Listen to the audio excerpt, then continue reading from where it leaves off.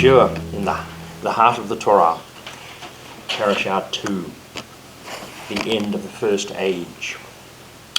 Today, we began our readings in the first verse of Bereshit chapter 6, because the first 8 verses set the stage for Parashah 2, which is Noah. In these verses, we're told that because of the unending wickedness that had developed among mankind and to the rest of the created world, Yahweh declared in verse 3, "My spirit will not live with human beings forever, for they too are flesh. Therefore, their lifespan will be 120 years. Yahweh made that edict because of the interbreeding between the sons of God and the daughters of men. The daughters of men bore children from the sons of God, producing a unique breed of individuals known as the Nephilim, who were half celestial and half human, and who were known as ancient heroes, men of renown. That description suggests that they were revered by ordinary human beings. So widespread was the corruption and so far removed from the sovereign plan of God that Yahweh brought an end to all civilization on planet Earth. That is, apart from 8 people and selected animals of various kinds.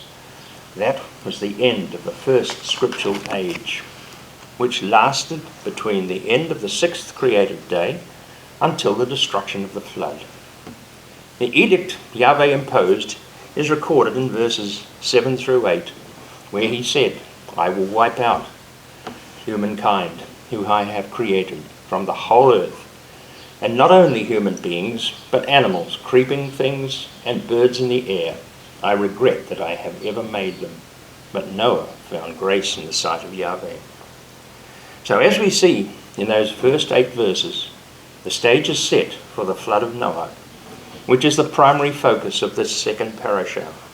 But before we delve into the details of that parashah, it is important to consider the significance behind the words in verse 3, where Yahweh said about humankind, their lifespan will be 120 years. Now there has been considerable debate over the meaning of that 120-year period. Basically, there have been 3 meanings that could be applied to these words. That Yahweh warned all living beings, both celestial and human, during the life of Noach, that there was going to be a major event at the end of 120 years. It would be a universal flood that would wipe out all air-breathing creation. The second option is said to have made a proclamation that human beings would no longer live for nearly 1,000 years, but rather their lifespan would be reduced to 120 years maximum. The third option was warned to both the celestial beings and all humanity that the period of human development would be limited to 120 years. And the third option appears to reflect the first one. But it must also be remembered that El Elyon, or the Creator God, rested at the end of his 6th created day. After having created humankind, as we're told in Bereshit chapter 2 verse 2, on the 7th day God finished his work which he had made. So he rested on the 7th day from all his work which he had made. So how long did that 7th day last? That same verse is also spoken about by Shaul in Hebrews chapter 4, where he said that the people of the 1st century were still able to enter into God's rest. Therefore, God's creative rest period could not have been 24 hours. It had to be measured in thousands of years. Therefore, I suggest that option 3 in Bereshit 6:3 was speaking about 120 yovels, or jubilee cycles, which are spoken about in detail in Vayikra, Leviticus chapter 23. In that context, 120 years would be equivalent to 120 yovels, which equates to 6,000 years. This is further reinforced by the fact that Yeshua will reign over mankind for 1,000 years, following the 6,000 years of human development. Hence, what Shaul said in Hebrews chapter 4 about the people being able to enter into God's rest also applies even now in the 21st century. We are still able to enter into God's rest. So if my line of reasoning is correct, then Bereshit chapter 6 verse 3, Yahweh was speaking about 120 yovels, or 6,000 years, being the span of time allotted for all humanity to develop. So the question must be asked, what happened to the 9 generations that developed in that first scriptural age? Will they be included in the second resurrection, which will occur after the return of Yeshua? In Bereshit, verses 5 through 8, Yahweh makes it abundantly clear why he brought about the flood of Noah. In verse 6, it was because Yahweh regretted that he had made humankind on earth. It grieved his heart. Having such regret, it follows that the flood was a judgment and a terminal period for all those who were living and had died before the flood started. Now, Methuselah, Noach's grandfather, lived for 969 years and appears to have died when the flood began. By contrast, Lamech, the father of Noach, lived 777 years and died 5 years before the flood began. Methuselah lived the longest of all human beings and died at the time of the start of the flood, because he must have been just as wicked as the rest of the human race. As we know, there was one exception, Hanuk, who we are told in Bereshit chapter 5 verses 22 to 24. Hanuk lived 65 years and fathered Methuselah.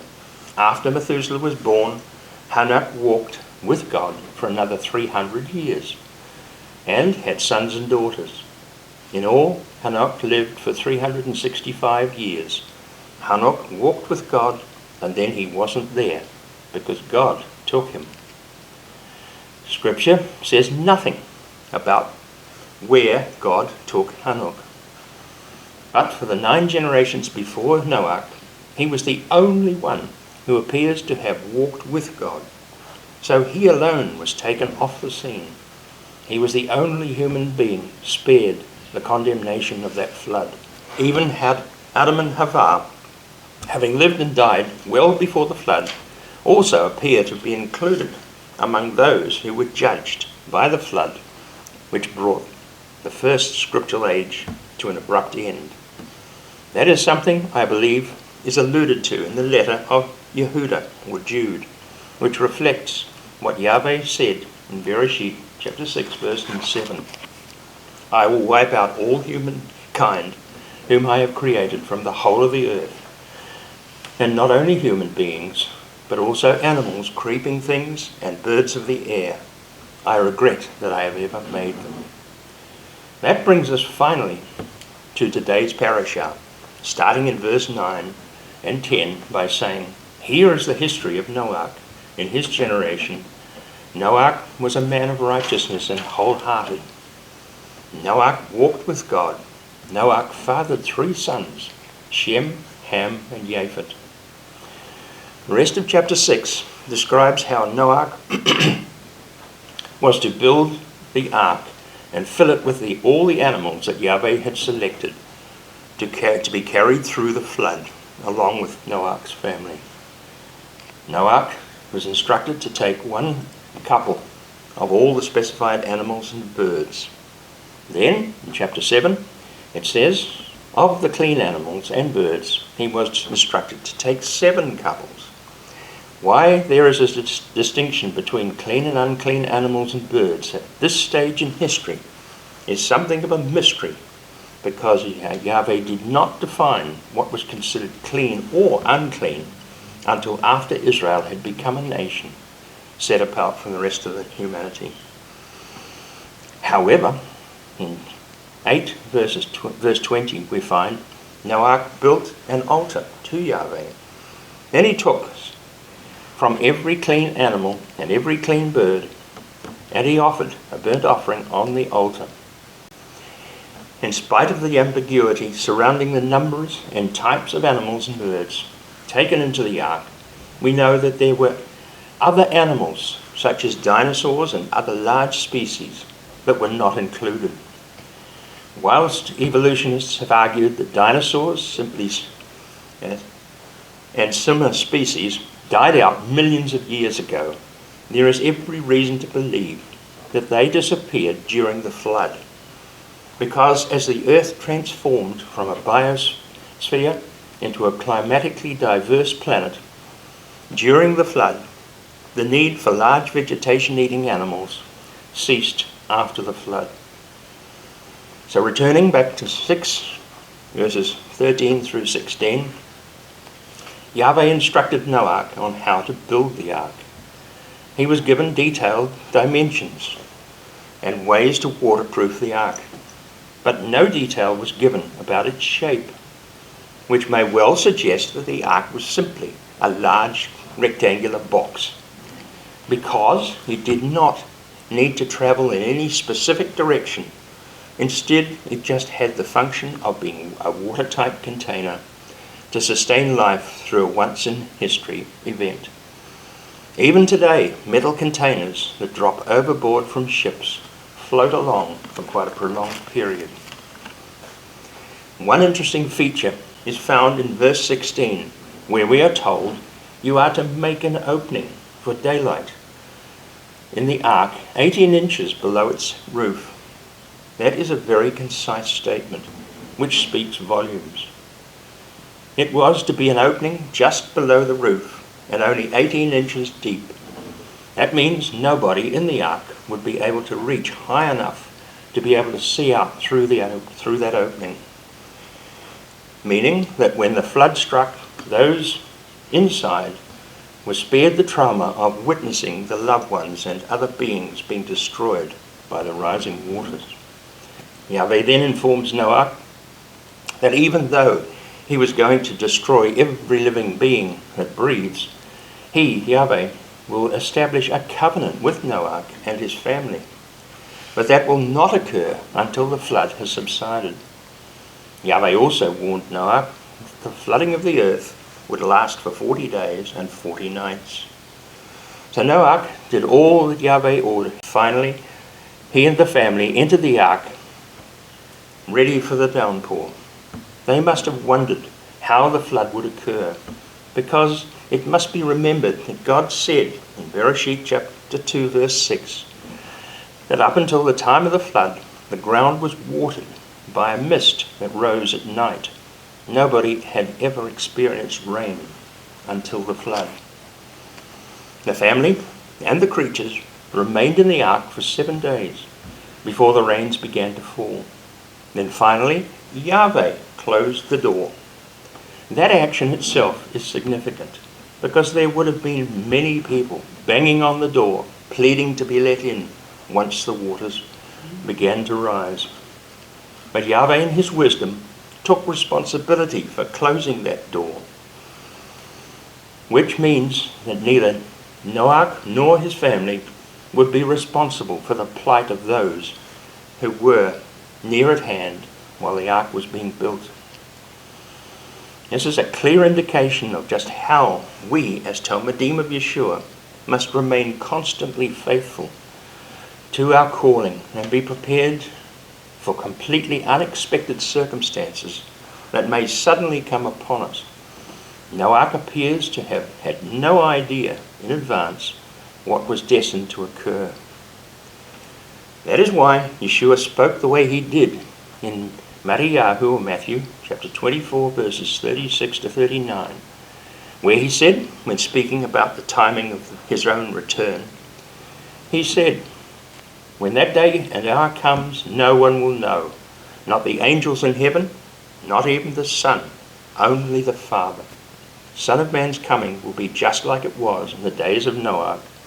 Back then, before the flood, people went on eating and drinking, taking wives, becoming wives, right up until the day that Noah entered the ark. And they did not know what was happening until the flood came and swept them all away. it will be just like that when the Son of Man comes. That is why we need to be constantly on guard while we wait for Yeshua's return.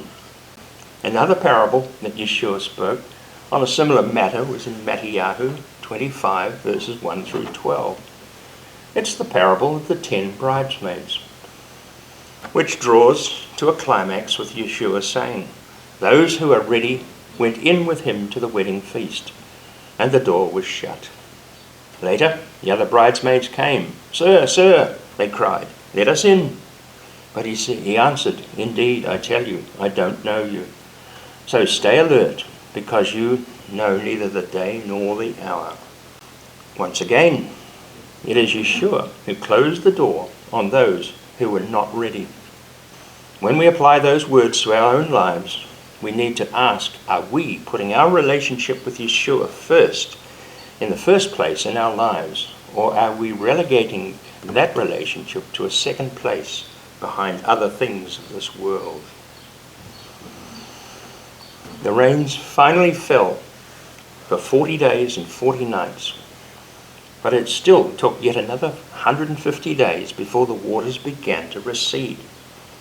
So, if we understand the chronology correctly, Noach and family were in the ark for 233 days, from the time they entered 7 days before the rain started until they stepped out again onto dry land. Based on the days of the months mentioned in chapter 7 verse 11 and 8 verse 14, it appears the year was only 216 days long. Because 7:11, we are told, on the 17th day of the second month of the 600th year of Noach's life, the fountains of the grate were broken open, and the windows of the sky were opened. Then in chapter 8, verses 13 and 14, by the first day of the first month of the 601st year, the water dried up off the earth. So Noach removed the cover of the ark and looked, and yes, the surface of the ground was dry. But it was not until the 27th day of the second month that the earth was completely dry. So upon departing from the ark, Noach made an offering of clean animals and birds. Yahweh, upon smelling the burnt offering, Yahweh said in his heart, "I will never again curse the ground because of humankind. Nor will I ever again destroy all living things as I have done." Yahweh concluded that resolve by expressing his decision not to transform the environment of planet Earth again, the way he had done with the flood. By what he said in chapter 8 verse 22, so long as the earth exists, sowing time and harvest, cold and heat, summer and winter, day and night will not cease. Those words confirm that the environment during the first scriptural age, from creation to the flood, had been totally different from what now exists, even in this 21st century. Before the flood, the world environment was a type of biosphere, with the water on the surface and above the atmosphere. There was no rain, just mist rising at night as the surface cooled. There would have been no polar ice caps and no parched deserts. Vegetation would have grown at an exponential rate, requiring large vegetation-eating animals like dinosaurs to roam the earth, devouring vast quantities of vegetation. The oceans would have, at that stage, covered perhaps 35% of the water of the Earth's surface, compared with 71% at present. The ultraviolet and other damaging radiation levels reaching the surface of the Earth would have been greatly reduced because of the density of the water canopy above the atmosphere. That overall environment may well have been the primary reason why people lived an average of well over 900 years. Hence Yahweh knew that following the flood, the new environment of this second scriptural age, that is the post-flood to the end of Yeshua's reign of restoration, will remain an age when mankind will need to add animals and bird flesh and even fish to their diets to sustain a nutritional balance. However, having provided the animals, the birds and the fish as additional part of human diet, Yahweh made one very strong demand that no human being was to eat blood of any creature. All creatures were to be respected and killed in the most humane way possible. In chapter 9, verses 3 and 4, Yahweh said, "Every moving thing that lives will be food for you. Just as I gave you green plants before, so I am now giving you everything. Only the flesh with its life, that is, its blood, you cannot eat. The blood is to be poured out on the ground and covered with earth, because the life of the creature is in its blood. So sacred is the blood of every creature, that if a human ate or profaned the blood of any creature," Yahweh said in chapter 9, verse 5, I will certainly demand an accounting for the blood. With your lives, I will demand it from every animal and from every human being. I will also demand from every human being an accounting for the life of his fellow human beings." The command relating to blood also extended to human blood. If a person killed another, the penalty was to be life for life. As verse 6 says, "Whoever sheds human blood by human beings, he will have his own blood shed, for God made human beings in his own image."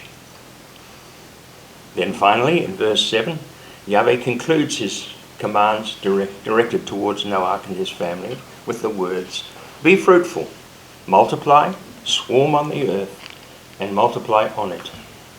That has been happening since Noach and his family left the confines of the ark. And the second scriptural age in which we are now living, Yahweh also made a covenant that he had earlier promised that he would never again destroy all things living on earth with a watery flood. He then said, "Here is the sign of the covenant I am making between myself and you, every living creature with you. For all generations to come, I am putting a rainbow in the cloud. It will be there as a sign for the covenant between myself and the earth." To this very day, Yahweh has never again destroyed all living beings on earth. But as we know through the progressive revelation of Scripture, God will once again destroy the earth, as he says in 2 Kepha or Peter chapter 3.